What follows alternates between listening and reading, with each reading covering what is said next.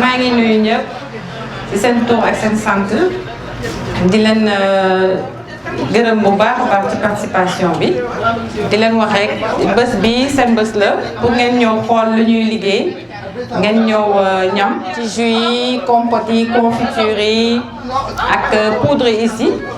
donc yooyu yëpp ngeen ñëw xool ngeen wax ñu lu ci seen xalaat ngeen essayé ko tamit bu fekkee ne am ngeen xew wala ngeen am gan wala jour fête yooyu yëpp mën ngeen koo jënd donc ñun jus yi dañ koy defar wane aussi que même boo defaree jus local 100% local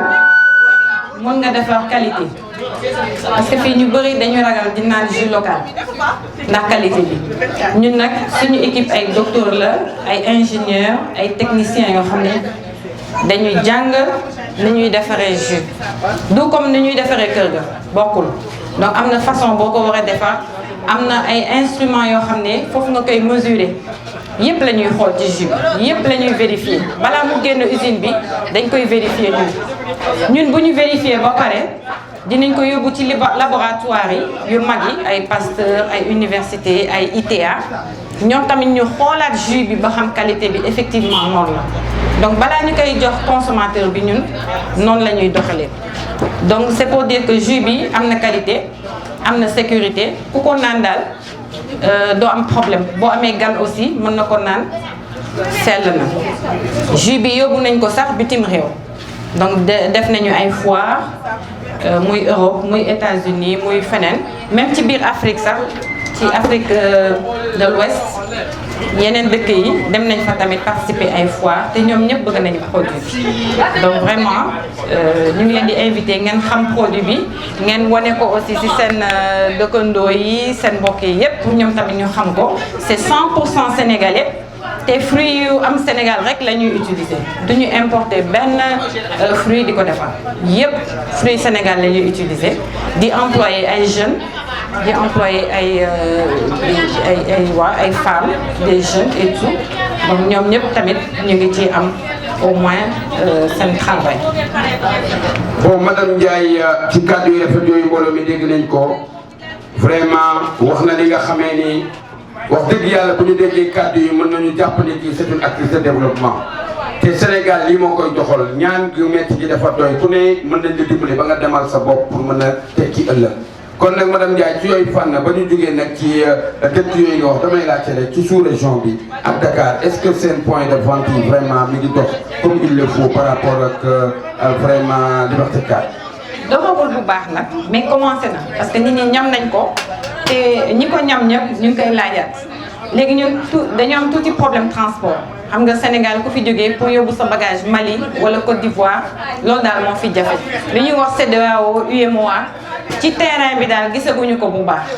moo tax ñu ngi wax aussi autorités yi ñu jàppale ñu si suñu bagage yi mën a voyager correctement dem ci sous-région yi mais en tout cas ñi ko ñam ñëpp ñu ngi koy laajte waat donc ñu ngi koy dox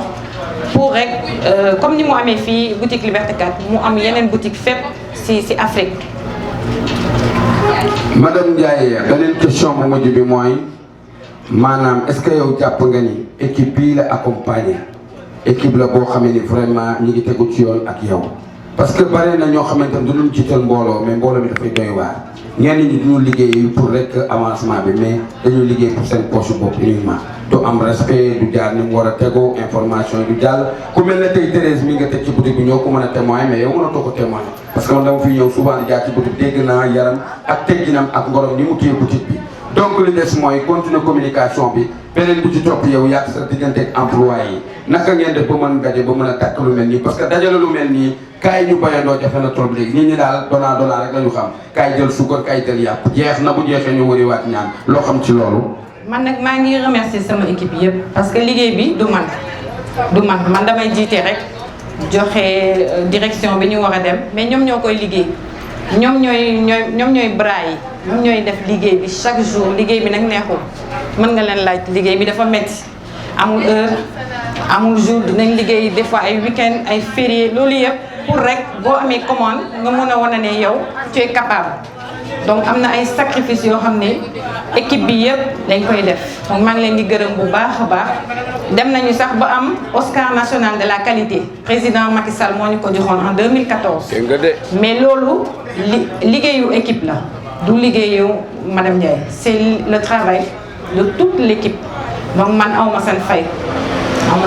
parce que dëggantaan liggéey bi dafa metti mais ñoom ñu ngi koy def correctement boo xasee ba woon leen yoon bi jox leen formation bi nu ñu war a def rek dañ koy def donc même sacrifice yi bu ñu koy def sax da ngay gis nit ki bu fekkee ne liggéey na ak bon cœur da nga koy gis donc ñoom ñëpp ñu ngi liggéey ak bon cœur bu ñu gisee aussi bu ñu amee xalaat boo xam ne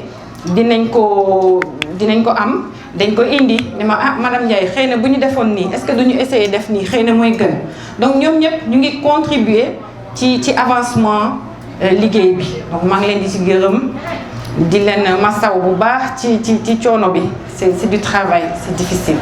mais maa ngi leen di gërëm bu baax a baax yàlla daal fay leen ñu jëm kanam nag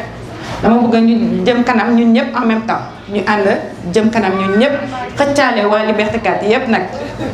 ndeysaan moom lu mu wax ne Liberté 4 parce que wax dëgg yàlla mbooloo mi employé war ngeen gën a yokk góorgóorlu parce que ku sa kilifa taxaw wax lii sans tricherie kon wane nekk ni moom fii mu toog tey ku mel ne Thérèse mënoon na fi toog jiitu dara yàlla rek moo koy def kon nag bu ngeen bokkee xalaat ak initiative bi mu bel yal na yàlla boole seen xalaat yal na caal teg loxoom man xam naa li ngay def ci festival ndax festival li ngay fay yëpp bâche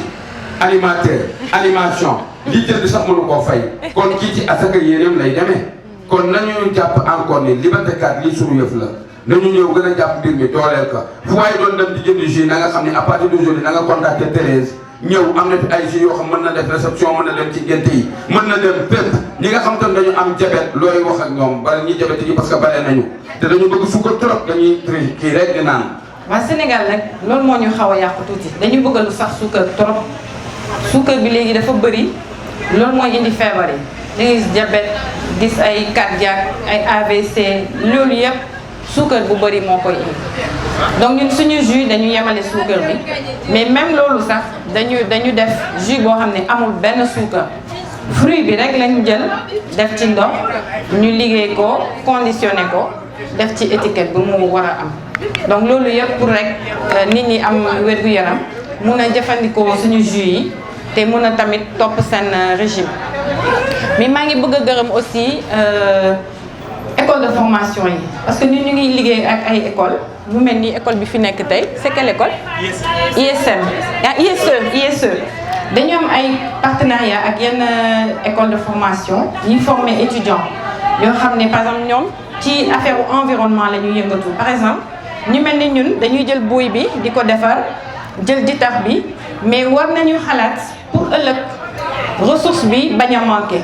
lan la ñu war a def donc ñun loolu yëpp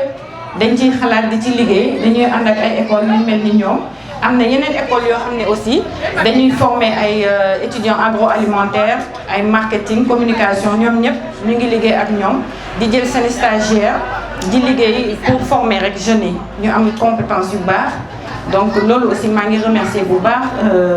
ISE ak yeneen école kon nag ci loolu man mi ngi gërëm partenariat yëpp yi ko wër yëpp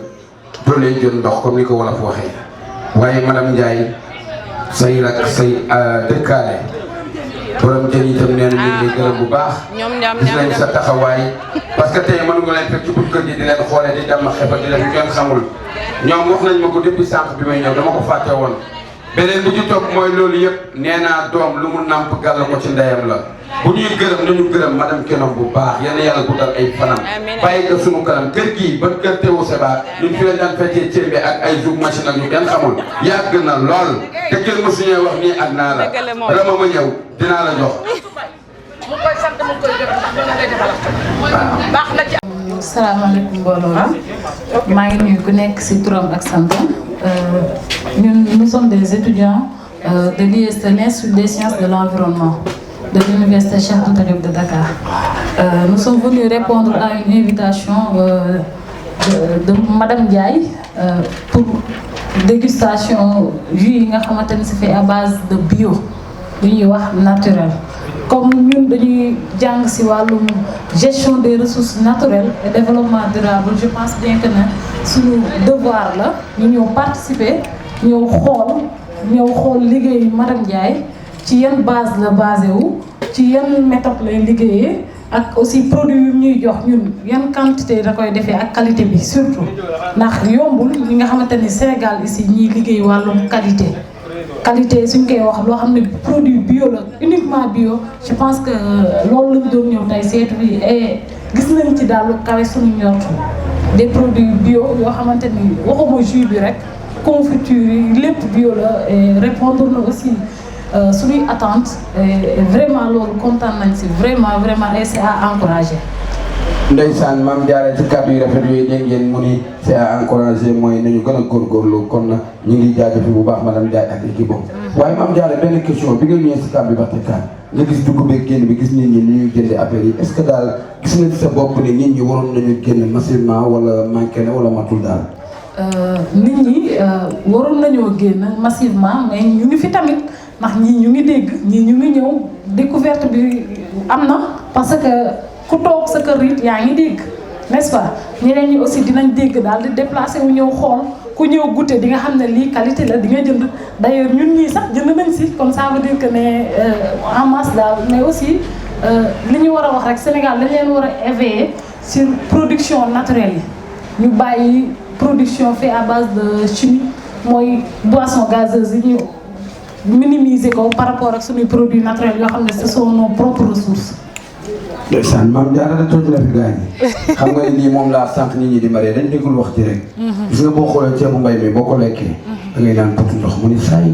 yàlla boo ci teg jus yi yoon bi day yomb lool dara du la fat du la kii interségré la di daw yëpp duñu jaarlaalante waaye boo lekkee ceeb bi nga xam ne mooy xaw ma parfumé bi pour nga naan ndox mi ba mu jeex problème la loolu ca teg du dem da ngay onk rek di onk ba fajar du dem fenn yooyu war nañ ci bàyyi xel ndax dina féexal biir bi féexal estomac bi du noonu yenn lekk yi baaxul moo indi consommation yu bëri tey bu ko day indi nerve te boo nerve rek musiba am du noonu kon yàlla ñu yàlla defal jàmm kon Mame Diarra encore léegi li may laaj ci waat mooy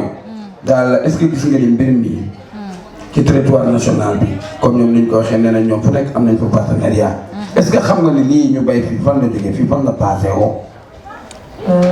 production bio yi ñuy def ñoom demandé nañ madame Ndiaye récemment nee nañu fii la ñuy liggéeyee